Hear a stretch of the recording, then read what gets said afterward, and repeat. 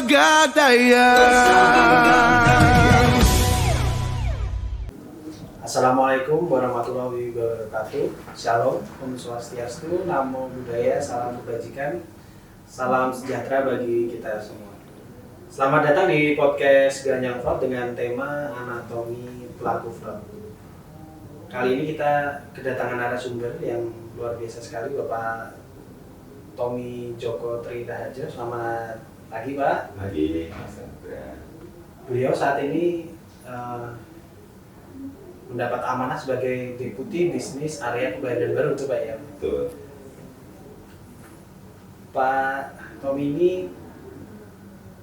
kelahiran dari Jawa Tengah ya Pak ya? Betul ya? Dari Blora ya Pak ya? Betul, Pak. Baik, kita langsung mulai insan pegadaian di seluruh Indonesia. Ini untuk awal Pak, mungkin Bapak bisa bercerita Pak, gimana awal mula dulu Pak, mulai di pegadaian. Saya mulai masuk di Pegadaian kalau dinas itu di tahun 93, Mas. Jadi saya lulusan prodi 3 pertama dari stand prodi keuangan. Ya. Kebetulan tahun 93 saya berempatan di Parepare, Sulawesi Selatan. Ya, jadi dari sana kemudian pindah ke Blora, kemudian ke masih jadi naksir Mas di naksir. Tapi karena dulu kan beda kanwil kan beda kebijakan, jadi setelah dari Sulawesi jadi naksir Madya, dulu sempat ada namanya Madya, saya balik lagi ke Jawa karena yang banyak barang gudang, saya jadi menjaga gudang Mas, ngangkat piring, gulung kain itu ya, waktu itu saya happy lah, yang penting pokoknya seneng aja gitu. Sempat muter-muter di Jawa Tengah, kemudian jabatan promosi ke Jakarta, jadi asisten manajer di Mampang. Itu tahun 2006, tapi nggak lama, cuma beberapa bulan gitu, terus saya jadi pindah di Sukabumi, di Cibadak tahun 2006 juga, bulan Oktober kalau nggak salah. Itu hampir 5 tahun dengan 3 kanwil, jadi satu tempat 3 kanwil. Merasakan 3 kanwil. Merasakan 3 kanwil. Akhirnya ke Bandung, sempat jadi pindah di Holis karena mungkin agak jadi juga lama di cabang, akhirnya saya ikut crash program di SPI dan daftar, akhirnya diterima jadi auditor ke Manado, di Manado 3. Jadi banyak yang kenapa udah jadi pinca, ngapain jadi pemeriksa? Kecuali naik jadi pemeriksa Madya, tapi kenapa masih jadi sama grade-nya tapi mutasinya keluar Jawa gitu, akhirnya ke Manado. Tapi alhamdulillah juga nggak lama, jadi pas 1 tahun ada job desk untuk ini Madya, hiring untuk Madya, jadi saya daftar lagi, diterima. Jadi saya mudanya itu nggak lama, cuma 1 tahun, terus langsung naik ke Madya. Nah itu cepat ya Pak? Alhamdulillah rezeki itu. Jadi terus akhirnya muter-muter lagi itu ke Bima, ke Jakarta, sampai sempat transit ke kantor pusat di manajer pemasaran. Kemudian balik lagi ke auditor, ke Madiun, Malang, terus setelah itu saya di Deputi Bisnis di Ambon. Setelah 2 tahun, kemarin bulan Juni saya ke Kebayoran Baru.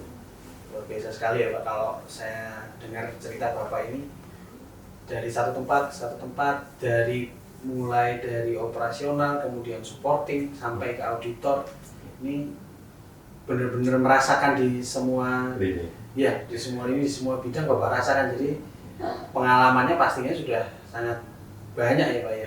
Jadi kalau mengenai pengalaman nih Pak, ada nggak yang paling berkesan selama Bapak berkarir di Pegadaian ini apa Pak? Ya, kalau pengalaman yang menarik paling seru itu sebenarnya jadi pemeriksa ya, karena kan keliling ya. Turnenya banyak gitu, mulai dari naik ojek sampai naik kapal laut sampai naik pernah naik juga Pol Airut jadi polisi karena kita kehabisan kereta, maksudnya itu kendaraan. Jadi yang reguler nggak ada, akhirnya kita sewa Pol Airut. Itu perjalanan di laut 4 jam, ada pusaran air Mas di Maluku sana. Di Maluku ya. Di Ternate. Karena sana medannya memang laut. Air. Jadi seharusnya manajemen itu perlu memikirkan, harusnya nggak perlu mobil dinas, tapi Apa? buat dinas. Oh, gitu ya. Karena harus lewat laut-laut. Itu kalau yang serunya. Ya. Tapi kalau yang mungkin agak membuat saya happy, maksudnya agak terharu juga, itu kemarin di Ambon karena sempat jadi yang terbaik se-Indo. Luar biasa kan. Alhamdulillah itu. Nah ini kalau kita kan ngobrolinnya ganyang fraud nih Pak, jadi bahasan kita fraud. Ya. Ini karena Bapak juga punya background sebagai pemeriksa, sebagai auditor, bagaimana nih Pak? Bapak memandang permasalahan yang beberapa tahun ini muncul dan masalahnya itu nggak sedikit. Bagaimana Bapak Ya. memandang? Nah, jadi ganyang fraud ini perlu karena kebetulan background saya juga auditor gitu, jadi penting sekali karena selama kita masih operasional kita ini mengurusi uang dan barang gitu. Iya. Dan fraud ini kan habit, jadi kan kalau triangle fraud itu kan ada keserakahan, Iya. ada greedy, ada apa, maksudnya dari tiga itu kan manusia pasti punya. Salah satu sisinya pasti ada. Harusnya pasti ada. Kalau nggak ada niat, dia ada kesempatan. Iya. Kalau mungkin nggak ada ini lingkungannya mendukung. Lingkungan. Nah, jadi selama itu masih ada, jadi kita memang harus tetap mewaspadai terhadap, karena peluang itu ada. Selalu ada. Di sekitar Peluang kita. ada. Dan masyarakat karyawan kita ini kan backgroundnya kan nggak sama. Jadi kan ketika masuk di asesmen itu kan nggak ada bahwa ini nanti jujur, ini nanti apa itu kan nggak ada asesmen yang seperti itu. Tidak ada jaminan. Kalau yang S1 itu tingkat kejujurannya berapa persen kan nggak ada. Jadi itu sama. Jadi kejujuran ini semuanya kita nggak tahu. Tapi kalau tingkat standar pendidikan kita bisa tahu, atau tingkat kecerdasan atau itu kita bisa ukur. Tapi kalau tingkat kejujuran nggak bisa ukur di situ. Jadi dalamnya laut kita nggak bisa ukur. Jadi kalau beranjak ke pertanyaan selanjutnya, bagi Bapak sebagai auditor pasti kan ada nih Pak feeling-feeling atau intuisi nih. Ini seorang pengelola, seorang kasir nih, ini kayak sepertinya punya potensi untuk berbuat fraud, berbuat itu kalau dihubungkan sama tingkat kecerdasan, kemudian emosional dan spiritual itu seberapa besar Pak dari ketiga aspek itu yang mendorong terjadinya kejadian fraud? Kalau Bapak sebagai auditor waktu itu ya Pak ya? Jadi betul, jadi tingkat IQ, EQ ataupun spiritual itu mempengaruhi. Ya? Pengaruhnya besar sekali terhadap tingkat fraud seseorang. Karena itu, tapi masing-masing kadarnya nggak bisa diukur nih. Ada yang karena spiritualnya yang kurang, ada yang emosionalnya yang kurang, ada yang mungkin tingkat pendidikannya. Itu backgroundnya itu hanya background aja. Tapi nanti tingkat pelaku nggak bisa kalau misalnya gini.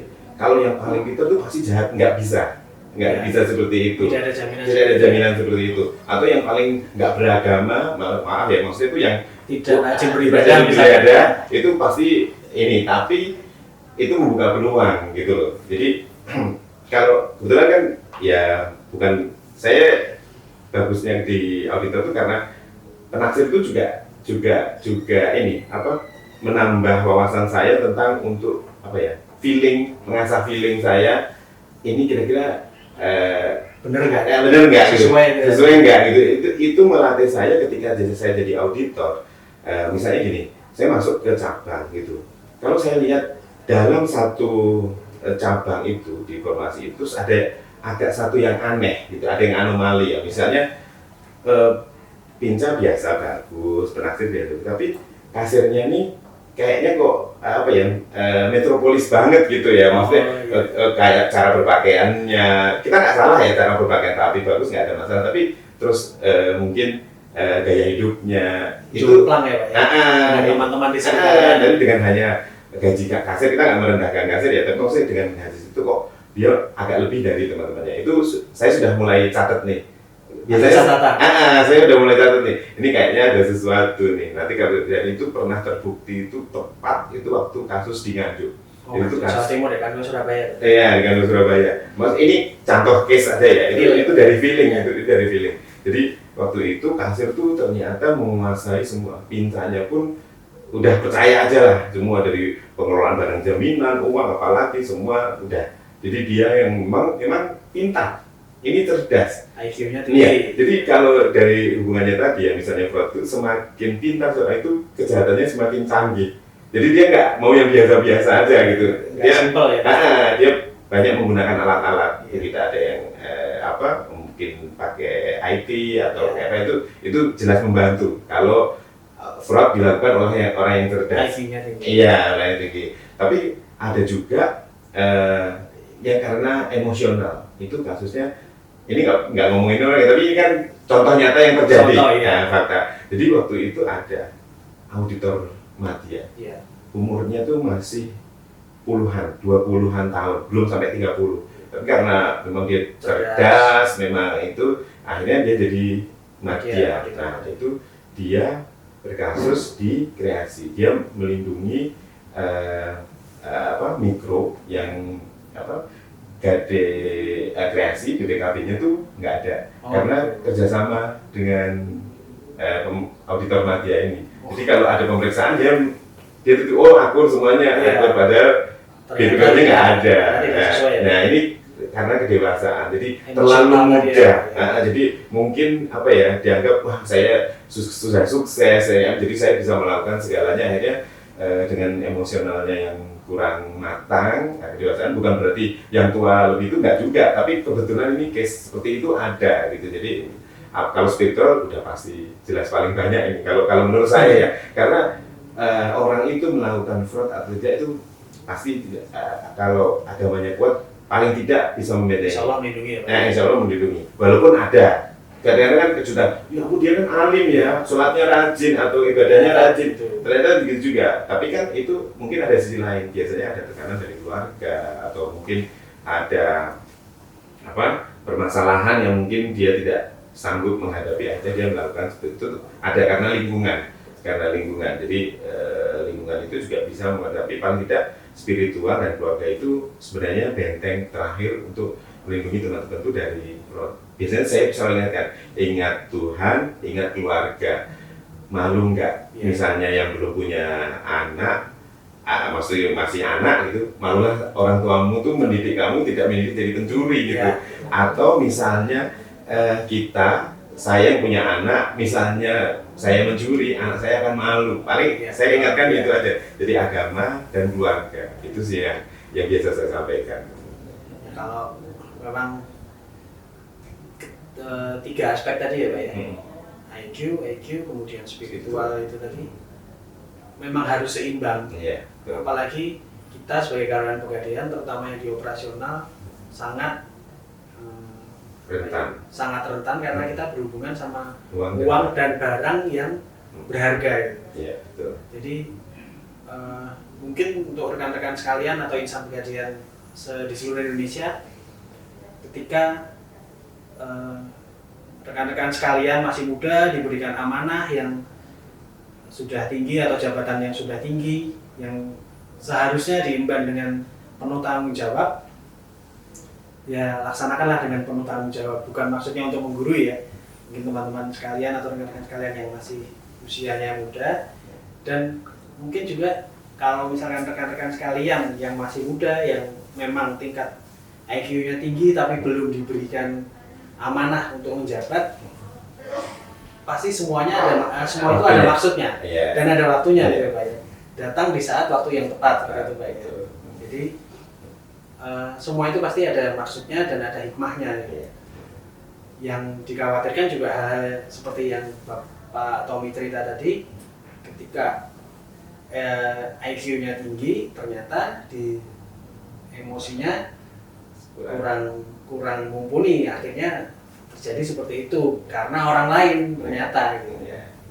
Jadi mungkin yang bisa saya katakan, teman-teman itu harusnya menikmati. Betul, di posisi proses gitu. Saya selalu cerita, ketemu sekarang saya jadi putih itu enggak hari ini saya masuk jadi putih. Saya itu dulu juga kayak tadi gulung jarik, ngangkat piring, mecahin piring, itu semua saya lalui dengan happy gitu. Keringat menetes, kena debu. ya semuanya dinikmati saja. Ketika kita sanggupnya naik motor ya naik motor aja, nanti naik mobil ya mobil aja. Akhirnya akan datang pada saatnya. Ya, gitu. ya. Iya betul. Jadi ini kalau kembali lagi tadi yang program Gangnam Slot ini efektivitasnya seberapa Pak? Maksudnya apakah cukup efektif di kita yang lingkup yang Bapak pimpin aja ya Pak? Di lingkup kebayoran baru di sini bagaimana Pak? Jadi kan ini kalau Gangnam Slot kan harusnya jadi budaya ya. Menurut saya tuh jadi nggak sekali kampanye Gangnam Slot gitu selesai enggak. Jadi mungkin di setiap briefing, sharing and learning, apa semua itu harus kita sampaikan karena ini ibaratnya kayak apa ya motivasi atau mungkin apa ya sesuatu yang memang harus selalu digaungkan gitu. Jadi nggak bisa sekali orang langsung taat karena ini kan menyangkut kebiasaan yang dilakukan sehari-hari. Jadi mulai yang terkecil, mulai apa ya, ya semua sih kita nggak bisa langsung orang bersih clear nggak mungkin lah. Tapi paling tidak itu kita minimalkan hal-hal yang kelihatan nyata, misalnya kayak fiktif, misalnya kayak gitu kan hal nyata ya, taksiran tinggi ataupun apa atau mungkin hal-hal yang memang mengambil yang bukan haknya. Nah itu kan mulai kita biasakan. Jadi kalau lama akan berkurang, terbiasa dan orang malu gitu loh maksudnya untuk melakukan itu. Jadi kalau perlu ya kita harus ini saling koordinasi dan saling mengingatkan. Kadang-kadang kan orang nggak tahu karena dia tidak dikasih tahu gitu. Ini salah apa enggak gitu ternyata. Belum tentu semua orang tahu. Karena kan kadang-kadang teman-teman kita ini kan apalagi zaman sekarang kan instan itu penaksir aja mungkin seminggu 2 minggu langsung. Kalau saya sampai 3 tahun dulu kan belajar yang boleh mana, yang nggak boleh mana itu kan banyak. Kalau sekarang kan instan jadi akhirnya nyontoh. Padahal yang disontoh pekerjaan itu kadang belum benar. Nah itu kan kita wajib mengingatkan kalau ini salah, yang benar seperti ini. Jadi perlu untuk saling mengingatkan. Berarti program Gangnam Slot ini harus terus berkelanjutan ya Pak? Iya, betul. Mungkin gitu. tahun ini tapi mungkin selanjutnya mungkin temanya berbeda ya, tapi maksudnya bisa intinya anti fraud. Iya, betul. Jadi itu juga harapan Bapak ya seperti itu kurang lebihnya. Ini Bapak tadi kan saya lihat sudah menempati berbagai lini ya Pak ya, posisi di Pegadaian. Kalau sekarang Bapak sebagai pelaksana kebijakan dari manajemen, kemudian dulu Bapak sempat sebagai pengawas, sebagai pemeriksa, sebagai auditor. Ini gimana Pak? Bapak dulu yang memeriksa, sekarang yang diperiksa. Iya. Gimana Pak? Jadi, apa yang menarik gitu? Pasti banyak yang nanya seperti itu gitu ya. Dilema enggak gitu, enggak. Saya awal-awal juga aneh juga gitu ketika yang pertama paling aneh itu masuk hari Sabtu. Karena kan sudah lama nggak masuk hari Sabtu ya. Ternyata 5 hari dan itu waktu awal-awal tuh pas hari Sabtu pertama tuh sampai jam 9 karena tiba-tiba ada Zoom, ada tambahan sampai jam 9. Jadi wah begini rasanya. Itu dari situ sudah mulai menimbulkan begini ya. Maksudnya awalnya ya udahlah kita mulai biasakan. Tapi pasti pertanyaan orang, dulu kamu ngawasin, sekarang kamu yang diperiksa. Itu gimana rasanya? Kalau saya sebenarnya kan background saya kan di operasional, saya pernah jadi pinca, jadi sudah tahu lah proses operasional. Nah, jadi kalau saya kebetulan begini, saya mungkin kebetulan SOP itu memang jadi panduan saya, SOP awalnya. Jadi kenapa saya dulu masuk pemeriksa itu awal-awalnya karena memang saya bilang udah kayaknya di cabang ini kan penuh godaannya banyak gitu loh. Jadi saya mau masuk ke sana aja gitu. Jadi agar saya itu lebih gampang lah untuk kenyamanan saya gitu. Tapi lama-lama ketika waktu berlalu saya sudah di auditor juga hampir 10 tahun kan, akhirnya ada tugas seperti ini, ya udah saya mulai mengcombine nih. Jadi akhirnya gini, bisnis kan nggak kayak zaman dulu. Kalau zaman dulu waktu kita masih satu produk di Gade saja, ya sudah peraturannya kayak gitu, saja nggak ada modifikasi, nggak ada inovasi, nggak ada. Tapi kan sekarang jadi gini, kalau misalnya ada kesalahan sekarang karena bisnis kan ini kayaknya berkembang terus ya. Berkembang ya. Nanti aturannya dibikin gitu loh. Jadi aturan itu menyesuaikan bisnisnya gitu. Menyesuaikan kenyataan. Kenyataan. Jadi akhirnya kalau saya ketika ada SOP, ada jalan rel, kita tuh ada koridor yang penting saya nggak lompat pagernya gitu. Selama masih di koridor dan saya pasti konsultasi kan, maksudnya ini mitigasi resikonya kan kita bisnis tuh resiko. Betul. yang perlu resiko. Jadi selama kita masih bisa handle resiko ini dengan tidak melanggar SOP ya, jadi koridor ini tetap saya taati, tapi saya nggak lompat trail. Yang penting saya tahu mana yang salah dan benar. Maksudnya tuh ketika gini, kan selalu setiap kebijakan itu ada ruangnya. Jadi selama ini masih bisa disampaikan, misalnya kayak gini, penerimaan barang jaminan kendaraan kan harus wilayahnya sama gitu. Ya. Tapi ketika kita ketemu di pinggir seperti kayak ini, saya berbatasan dengan Bogor misalnya, B dan F, apakah bisa? Nah, kan itu bisa. Ada diskresi, ada yang. Nah, sekarang kan kita manfaatkan seperti itu. Banyak hampir tiap hari saya nanti. Jadi kalau saya tetap SOP wajib ditaati, nomor 1 itu harga mati lah. Dan saya 10 tahun itu sudah berkutat di situ. Tapi ketika saya di bisnis, saya harus menyikapi bagaimana. Yang penting saya tidak melanggar. Seandainya pun ada ini, harus ada diskresi ataupun saya konsultasi dengan siapa supaya saya nggak melompat. Jadi resikonya harus saya pertimbangkan. Jadi tetap bisa dikelola ya Pak. Tapi kalau saya sih, jadi saya bersyukur gitu karena saya punya 2 pengalaman ini, akhirnya ya kita kombinasi aja. Ya moga-moga sih kita semua pengennya aman, selamat, nggak ada masalah. Ilmunya makin kaya ya Pak ya. Alhamdulillah sih saya menyikapinya seperti itu, lebih seru aja gitu. Kadang-kadang kan kangen juga gitu. Oh, udah lama nggak di ini. Jadi kalau saya bisa ambil kesimpulan ini bahwa yang terjadi selama ini ya Pak ya, tidak mengenai anatomi pelaku fraud ini tidak terbatas pada tingkat kecerdasan tertentu, tingkat emosional tertentu ataupun spiritual tertentu, kemudian tingkat pendidikan tertentu ya Pak ya. Tetap ke yang triangle itu ya Pak ya. Betul. Jadi mungkin saya juga kadang-kadang ingin berpesan juga ya Pak ya sama teman-teman sekalian bahwa tetap harus selalu waspada bahwa kita ini di perusahaan jasa keuangan yang dipercaya masyarakat, yang masyarakat menitipkan barangnya ke kita. Hendaknya kita memang harus sesuai aturan dan amanah ya. Iya, betul. Akhir kata yang bisa saya sampaikan, kurang lebihnya saya mohon maaf jika ada salah, dan atas perhatiannya saya ucapkan terima kasih sebesar-besarnya. Saya ucapkan wassalamualaikum warahmatullahi wabarakatuh. Waalaikumsalam. Salam sadar resiko.